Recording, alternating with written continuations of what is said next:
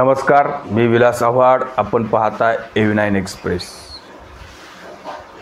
मित्रांनो, लोकसभा झाली. राज्यामध्ये 48 जागा लोकसभेच्या. खरं तर भारतीय जनता पार्टी 2019 मध्ये विरोधात बसली होती, पण 2.5 वर्षाने महाविकास आघाडीचं सरकार एकनाथ शिंदेंनी पाडलं. 40 लोक ते गुवाहाटीला घेऊन गेले. नंतर भारतीय जनता पार्टीने त्यांना सपोर्ट केला. सरकार स्थापन झालं. काही दिवसांनी अजित पवार पण सरकारमध्ये घुसले आणि काही लोकांना उद्धव ठाकरेंचं सरकार गेल्याचं काही दुःख वाटलं नव्हतं किंवा उद्धव ठाकरेंची पार्टी फुटली याचं सुद्धा दुःख वाटलं नव्हतं. कारण त्यांनी देवेंद्र फडणवीसांच्या पाठीत खंजीर खुपसला होता.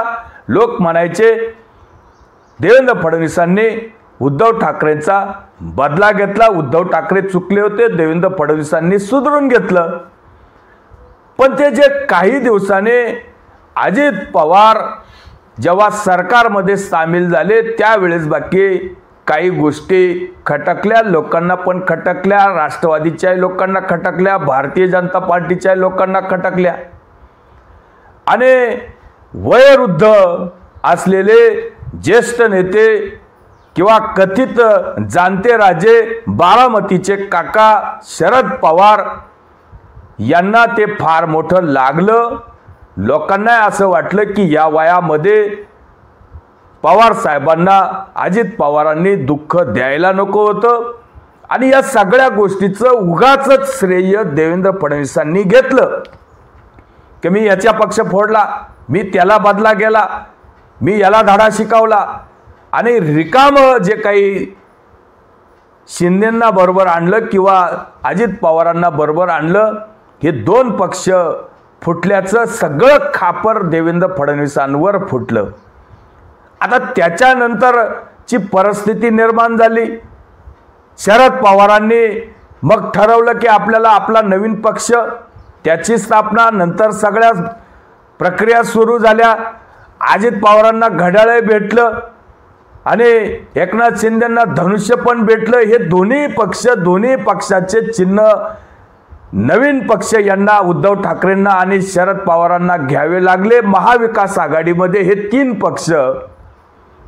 पण आता प्रचाराचे मुद्दे काय असावेत आणि मग परिस्थिती कशी निर्माण करायची, तर मग हे सगळ्या गोष्टी नियोजित प्रकारे शरद पवारांनी हाताळायला सुरुवात केली.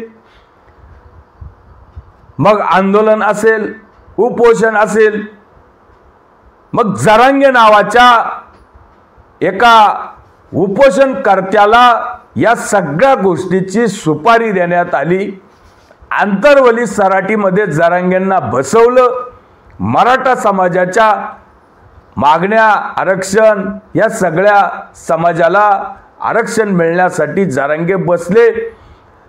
आणि जे शिंदे आणि फडणवीस सरकारने त्यांना जे काही उचलण्यासाठी म्हणा किंवा त्यांचं आंदोलन स्थगित करण्यासाठी जो काही शक्ती लावली आणि तिथून पुढे जे आंदोलनाला हिंसक वळण आलं आणि जरांगे महाराष्ट्रात प्रसिद्ध झाले. आणि त्याच्यानंतर जे काही शरद पवारांनी त्या सगळ्या गोष्टीचा फायदा घेण्याचं ठरवलं, तिथून पुढे महाराष्ट्रामध्ये एकंदरीत वातावरण जातीमध्ये बिघडलं. मराठा समाज, ओबीसी समाज दोन बाजूला, दोन दिशेला दिसायला लागले आणि जरांगे हळूहळू प्रसिद्ध व्हायला लागले.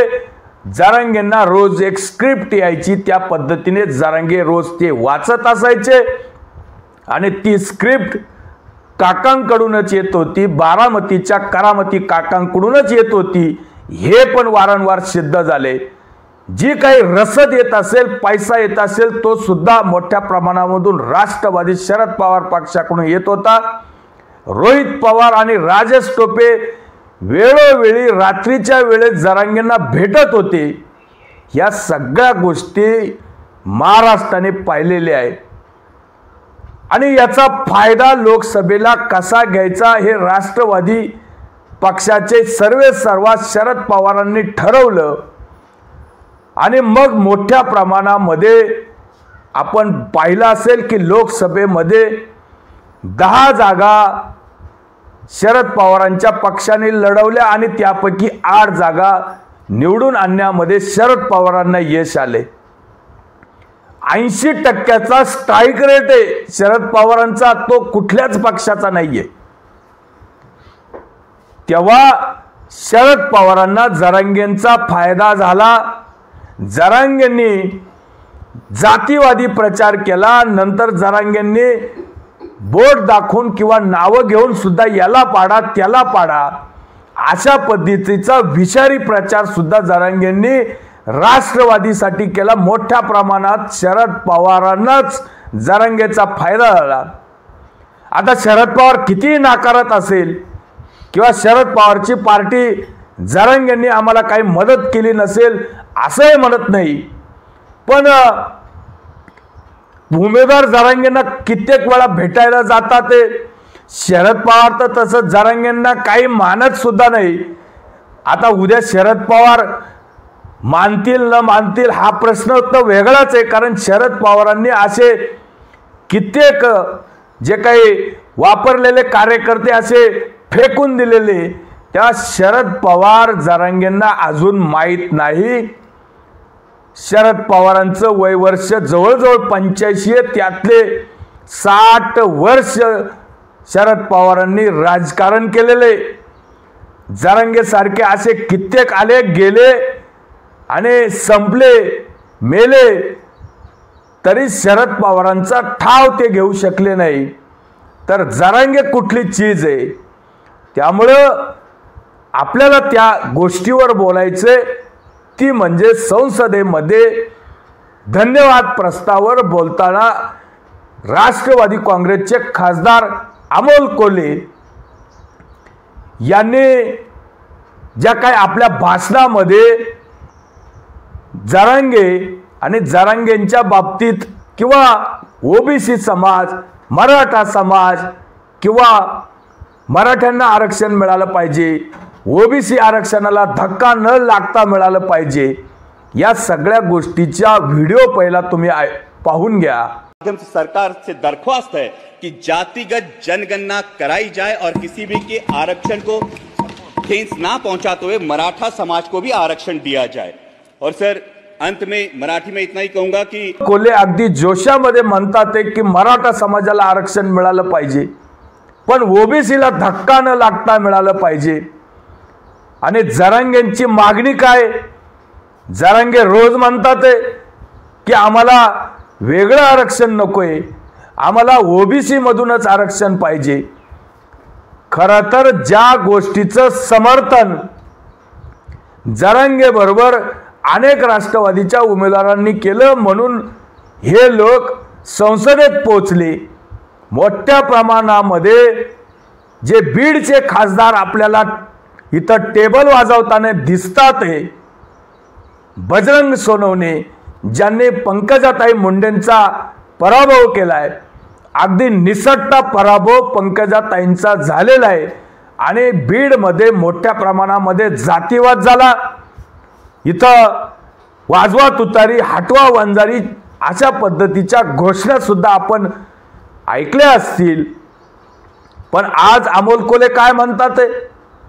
मराठ्यांना आरक्षण मिळालं पाहिजे, मराठा समाजावर अन्याय होता कामा नये, पण ओबीसीवर पण अन्याय झाला नाही पाहिजे।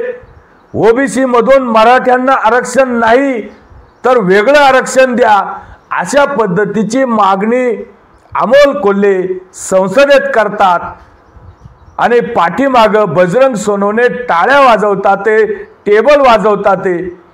खरं तर बजरंग सोनवणेंनी जरांगे पाटलांच्या थोबडामध्ये थप्पड मारल्यासारखी आहे। टाळ्या वाजवताना कमीत कमी इतकी लाज वाटायला पाहिजे होती की आपण ज्या मराठा समाजाच्या जीवावर निवडून आलोय, आपण त्याच्याबद्दल गद्दारी तर करत नाही, आपण जरांगेच्या मागणीचा विरोध तर करत नाही।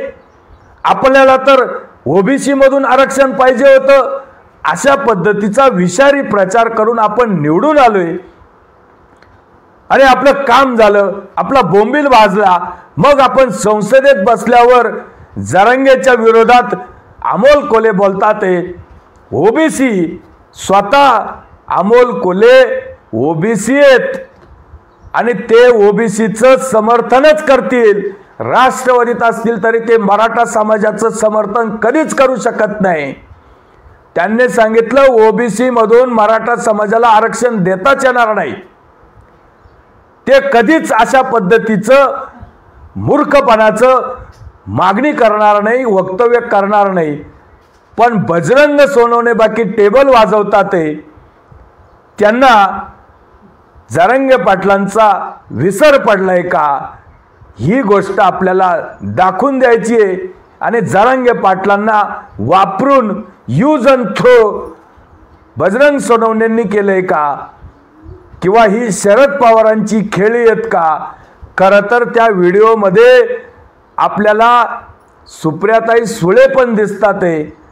त्यांनी बाकी अगदी तोंडावर हात ठेवलेला आहे, मिस्किल हास्य केलेलं आहे, कुठल्याही प्रकारची टाळी वाजवली नाही.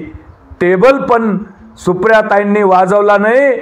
त्यांना माहिती आहे अमोल कोल्हेच्या ह्या सगळ्या क्लिप व्हायरल होणार आहे आणि नवनिर्वाचित झेडपी सदस्य असलेले हे बजरंग सोनवणे हे खासदार झाले. खरं तर यांना आपण शुभेच्छा देऊ, पण यांना अजून राजकारण माहीत नाही. देशाचं राजकारण काय असतं. टेबल वाजवायला हात लागतात, पण ती टाळी किंवा टेबल का वाजवायचा, त्याचे परिणाम काय होतील याला डोकं लागतं, डोक्यात मेंदू लागतो. आणि तो मेंदू आहे का नाही जरा बजरंग सोनवणेंनी तपासून पाहावं. कारण जरांगे पाटलांची मागणी ओबीसी मधून आहे आणि आपण बाकी टेबल वाजवतोय. जरांगे पाटील उद्या तुमची हकालपट्टी सुद्धा करू शकतात किंवा तुम्हाला पण शिव्या देऊ शकतात, जशा शिव्या देवेंद्र फडणवीसांना कायम ते देतात. त्यामुळं शरद पवारांच्या राष्ट्रवादीने जरांगे पाटलांचा वापर करून यूज अँड थ्रू केलाय का, हा एक प्रश्न आपल्या मनामध्ये येतो. याचं उत्तर कोणाकडे असेल तर ते माझ्या कॉमेंट बॉक्समध्ये द्या. तुर्तच थांबतो. व्हिडिओ आवडला असेल तर लाईक करा, शेअर करा. धन्यवाद.